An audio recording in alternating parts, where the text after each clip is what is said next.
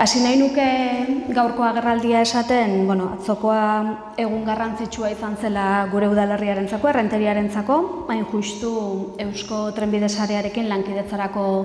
protokoloa sinatu genuelako, eta lankidetza protokolo horren xedeak bi dira nagusiki, alde batetik bi erakundeen arteko lankidetzarako marko bat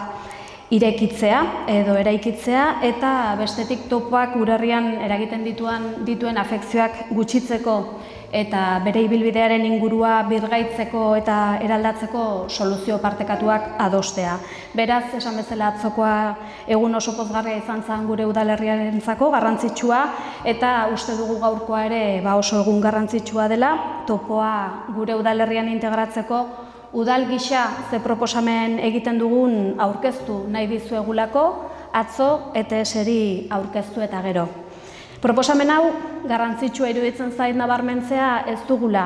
gobernu gisa egiten, udal gobernu talde gisa egiten, udalerri gisa egiten dugu, uste dugulako gure udalerriaren etorkizuna jokoan dagoela, eta ahalik eta konsensu zabalena irekitzea edo lortzea garrantzitsua izango dela. Momentuz, hemen nolabait ondoan dauzkadan pertsonen bidez ikus dezakezue udalean ordezkatuta dauden 4 alderdiren babesarekin aurkezten dugula gaur proposamena, justu PP, EAJ, Podemos eta EH Bilduren babesa duen proposamena aurkezten dugu gaur hemen, baina proposamenarekin bat egiteko nolabait gonbidapenak, orain arte luzatutakoak zabalik jarraitzen du, gainerako alderdiei ere. Edonela ere, gaur aurkezten dugun proposamen hau, eztabaida eta ekarpen berrietarako zabalik egongo da, eta hori da justu datozen egunetan eta asteetan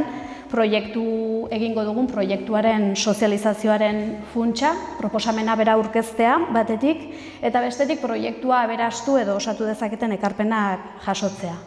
Dakizuenez,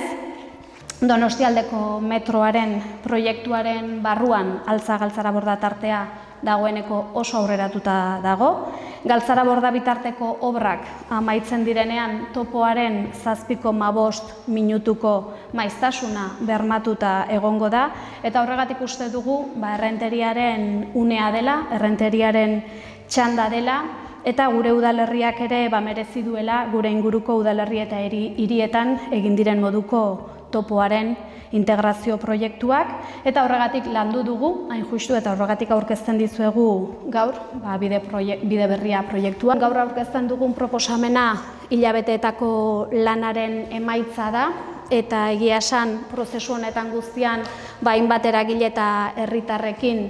landutako proiektua izan da. Ulertzen dugu, aurkezten dugun hau eraldaketarako proiektu integrala dela. Esango nuke 5 helburu garrantzitsu eduki ditugula kontutan. Zalantzarik gabe proiektuaren helburuetako bat izan da espazio publikoa irabaztea, kalitatezko espazio publikoa irabaztea herritarrentzako.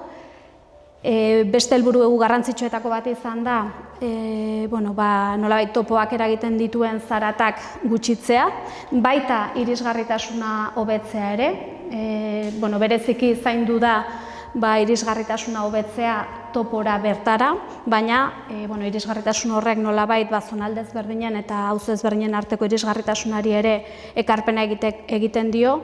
Mugikortasuna hobetzea ere nolabait proiektuaren helburuetako bat izan da, eta zentzu horretan bidegorriari nolabait luzera handiagoa ematen zaio gaur egun udalerrian duena baino, eta aparkaleku gehiago ere proposatzen ditu proiektuak, batez ere intermodalitatearen ikuspegia txertatuta. Eta hain justu, nolabait proposamenak 4 eremu jasotzen ditu, 4 eremu jasotzen ditu, alde batetik Galtzarabordako gaur egungo geltokiaren eremu horrentzako proposamen integrala egiten da. Proposamen integrala egiten da baita gaur egungo Gaztaino erdiguneko eremuarentzako,